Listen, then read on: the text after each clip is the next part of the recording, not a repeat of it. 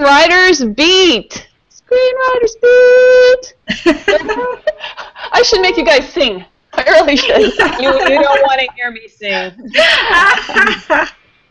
Well, on that note, welcome to the show. Yay! And I'm very lucky and happy to have back some incredible working screenwriters, and I'll let them introduce themselves. We'll start off with Eric Ingram. Hi, Eric. Hello, screenwriting world. I'm Eric Ingram. I write action and comedy, and my whole joy is making sure people are highly entertained. I love that. Next, we have Heidi Mastrogiovanni. Welcome. Hi, Anne. Hi, everyone. Welcome, and so glad to be back. And I'm Heidi Mastrogiovanni, and I write comedy. Woohoo! And coming from all the way from Australia, which I say like every time, like it's so far from the internet. Margaret Riseley. Margaret Riseley, welcome. Hi everyone. I write thrillers and comedies and supernatural horrors and anything that anybody wants, really, because I love writing. I agree, no limits. And of course, the scary Nicole Jones-Dion. Welcome. Hello. I'm Nicole Jones-Dion, and I'm predominantly a horror writer, but like Margaret, I do thrillers, I do action, like she said, whatever you pay me to write, that's what I'll write. I like that attitude. And I'm your host, Ann Kimbrough, and I write action and thrillers, and I'm starting to dabble in horror. If I can scare myself, I figure it's good, right? And welcome, guys. We had a great fun with the first two shows, so we decided to do two more, and I'm glad you're all here for that. We're going to start off with a question. The question of this episode is about taking producer notes. And I'd like you to say how you handle that. What's the big bad about producer notes? I mean, obviously, we all know there isn't anything bad about it. But can you tell us a little bit what it's like so you can demystify it? We'll start with Eric. Sure. Eric. I think the biggest thing is realizing that he, the producer, and anybody who is on his team, they are also trying to move the script ready so that it can be shot and get to the script. So if you come at it from a lot of times writers come from the standpoint of, I know the story the best, so therefore my ideas are better. But that's not true. Sometimes I think it's about a collaboration, and you gotta remember that if you have a $5 million movie and you have $5 million, then you don't need a collaboration, then you can do it all yourself. But if you're gonna have other people involved, their jobs are on the line, there's money on, their credibility is on the line. You're gonna take some. Hey, why don't you add an elephant here? Okay, all right. Let me try and see what I can do. And you actually try. Now, literally, I know people just say yes in the room and then don't worry about it. Like, actually try it, and you actually might come up with something even better than what you both had at the beginning. So producer notes are just, I think it's very important to say, just take them, try them. If they work, use them. If they don't. Good advice. Do you want to build on that, Nicole? Well, one thing I would say too is when you receive a producer note, sometimes it's kind of good to take a look at it from their point of view, because you'll get these weird notes sometimes, and you're like, well, that's kind of detrimental to the story, or it's hurting the characters, and you're like, where the heck did this come from? And you don't know what's happening behind the scenes. Like a certain location might have suddenly not become available, and that's why they're asking you to move it from this location to a completely different one, and then you can get all upset about it, but the reality is that location's gone, and you just don't know. So you never really know what's going on with the producer in their side of the business, because they're juggling 100 million other things other than just the screenplay and trying to figure out how to make it work. And and sometimes that might change your lead character from male to female, depending on who they can get access to. Or Sure. We're going from this old guy and now we're going to make him a little kid. You never know what the impetus for those changes are. So sometimes it helps just to kind of get into the mind of the producer and get a sense of where that's coming from. Yeah, I agree. The business side makes such a huge difference. Heidi, I know you work in comedy, which is, of course, everything we do is collaborative, but comedy really takes a lot of voices. How do you deal with all the producer notes? I think that's such a good question, Anne, because sometimes what one person thinks is funny, another person might not. The greatest feeling, a lot of times when I work with producers, and a lot of times I'm one of the producers on a project and we're working in a room together, if we're all laughing, it feels great. And I would say keep working until you get that laugh. And to echo what everyone has been saying, it's a collaborative medium. And you just have to keep working together, communicate and cooperate and collaborate because you all have the same goal. Yeah, exactly. Margaret, I know you've recently been working with some people in Queensland. Can we say that? How's that been? I hear that was a great process for you. What kind of producer notes do you have to deal with? Really good. I mean, I had a script that was 60 pages long and I had to take it to 90, so I had to do some more character development and more story development. But I've found the producer so easy to work with, and I think that's important. You have to get this relationship going where you feel comfortable that you can ask questions, and you have to know exactly what they want. You have to be clear. Like if you get a note that you don't completely understand, you can't just keep writing to your interpretation of it. You know, if you're not totally clear, you have to make sure you know exactly what they want, and I think you have to just open up and you know, like throw out ideas, especially in a situation like mine where I had to develop the story more. Just throw out ideas and let them have their say. And yeah, it's such a collaborative point. And like I think Nicole was getting at before, you may not understand the note or where it's coming from, but there, and especially like the difference. See, I'm fairly new to this, and I've found the difference between taking notes from like consultants, other writers. It's a totally different thing. There, you get the opportunity to pick and choose what you like out of their notes, whereas with a producer, you don't. You just have to take what you've got and use it, and make the best, as everybody's been saying, make the best of them. Yeah, I agree. I definitely would like us to do that as a follow-up, because there is a huge difference between producer notes, which I think you have to address and listen to every one of them, because there's a valid reason for them, right? And but maybe aspiring screenwriters only know about getting critiques from colleagues or paying for feedback, and that's so different. Eric, how's that different for you? I mean, Margie definitely hit the nail on the head there. Yeah, I think it's so important. I know this may sound kind of cool, but this is a business, so you have to understand that if you're going to ask someone for notes or feedback, you have to understand where they are too. So if they're if you're writing for a studio, if you go to an indie writer, you get a whole different kind of tone and view that they see. So it's very important to watch who you get feedback from. People in the business kind of will know certain things, like that the things you're worried about, don't worry about, but worry about this because this is big. As opposed to sometimes feedback, a lot of times people give you a personal thing, and I kind of let that go in one ear and out the other. Yeah, well, that is true. Like Nicole, I think we both have worked at a lot of indie productions where they rely on the writer a lot more. So it's more collaborative. Yeah, it's true, and it's not political.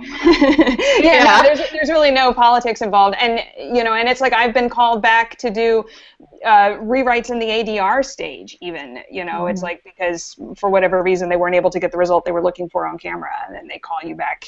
And then you get to write all the dialogue all over again. It's basically rewriting the script from scratch in post. So fun. Yeah. Joy. It's the job. It's very different. Yeah, working with the producers is very different than working with like a writer's group or a consultant, because there is an end game, and like we've all said previously, everyone's got their eye on this same prize, and you know, as long as you stay focused on trying to achieve that goal, it's it's fine because everyone's on the same team. Yeah, Heidi, let's make it happen. Everyone, the producers I've worked with have all been so collaborative and have included me. It's been great. You find that too?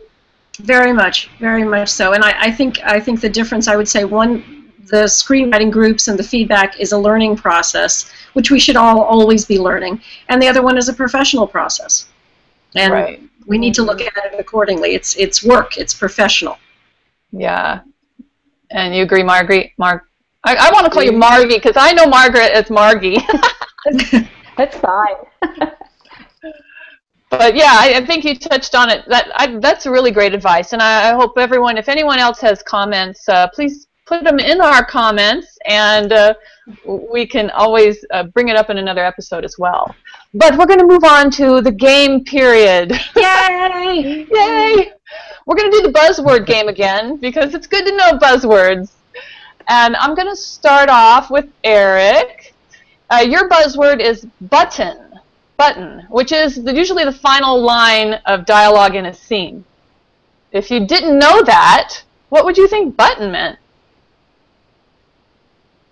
To make a script tighter, button it up. Tighter. Yeah. Well, and a lot of times I think it does that. That would work for me. Yeah, no cleavage, you know. Right. Heidi, you get. Is this a good one? Let's see. Oh no, I'm going to give you. Yeah, I'll give you this one. I'm trying to be nice to everybody, but the rules. What are the rules? Or usually mean the universe in the script. You know, I have to think about that. What was that book that came out in the 80s or something? The dating book. I still giggle when I think about that. You know, don't let the man think you earn more or so. It was so of the time. Oh, yeah, that's what I think of. So you think dating flashbacks? Yeah, dating flashbacks. I like that. What, Eric? Eric was agreeing with the rules. Yeah. Margie, you get deal killers. What do you think? As a buzzword, it really means that the script is hard to sell. Like if it was expensive. What would it mean to you if you didn't know the meaning of that buzzword? Maybe turning up to a meeting with a gun. That would be a deal. That would do it. Don't do that. Okay, I like that. Nicole, you get derivative. Like it's a blockbuster without a twist to make it better. What if you get derivative? Derivative, I guess, just kind of, it's like cookie cutter, right? It's like same old, something we've seen 100 times before. Very stinky script, right? Good one, guys.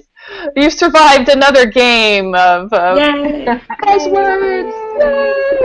Now, for the first time, we're going to take a question from the audience, which I asked for in advance. Someday, I'd like to follow a live Twitter feed and take questions. This one is from David Bryant, who writes thrillers. And David asks, what speed factor is involved when you're completing a draft for a producer?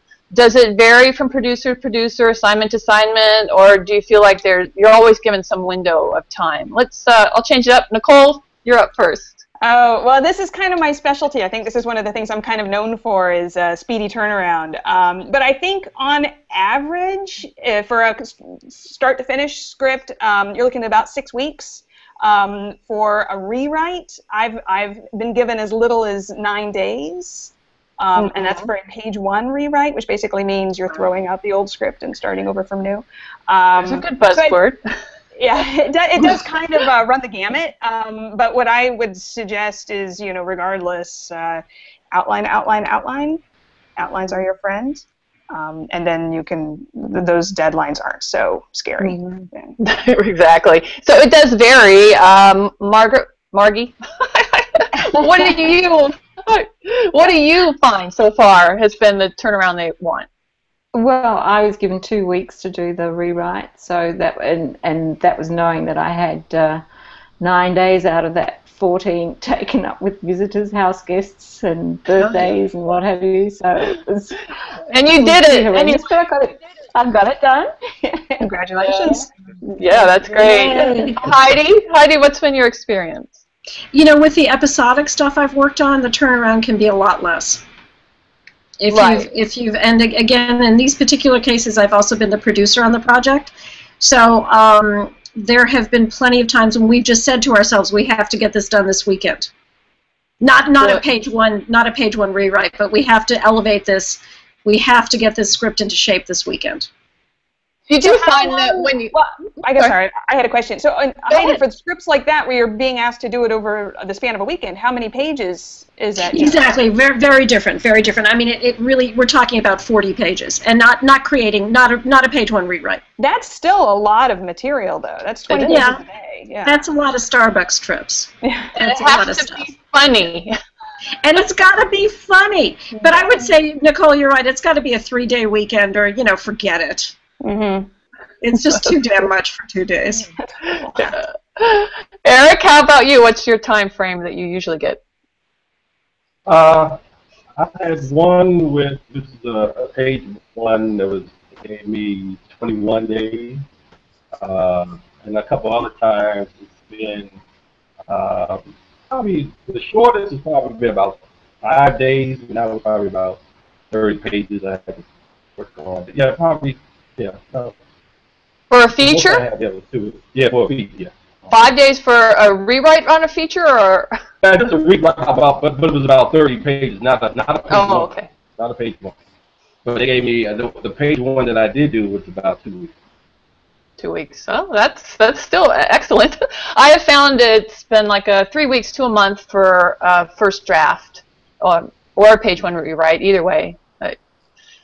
So, but it's doable, and I remember hearing early on with Screenwriting U that was the big difference between a working screenwriter and the aspiring screenwriter was how much time you had to perfect a script. Right.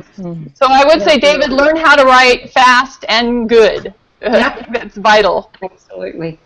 Yeah. Yeah, it's a good challenge for aspiring screenwriters too. Is like give yourself 30 days and see, and I know like there's a Facebook group, 30-day screenplay that Scotty Cordfield runs, and just start giving yourself those type of internal deadlines and start mentally preparing yourself what it's like to be a working writer and see if you can handle it, because it is some people kind of crack under the pressure. But you could learn it. I mean, you can learn how to. Anything else. It's like anything else. Yes. Yeah. Allow yourself to write crap and to learn. Absolutely. Yes. Yep. Not when you're working for somebody. What is the fastest time that each of you have written a script? Let's see. I've done one in 8 days, but that was practice. How about you, Nicole? Mine would be 9. But that was for production. that was for production, so that was good. A little more. Yeah, for me, for production, it'd have to be 3 weeks. Margie, how about you? How fast? I've done one in 10 days, but that was knowing exactly where I was going. Everything was pretty well outlined. So yeah, I agree. Outline is important for all of this, right? Yes, for sure. Yeah. Outline is essential. I mean, with a really solid outline, I still have to give myself 2 weeks. Yeah. Oh, I agree. It takes time.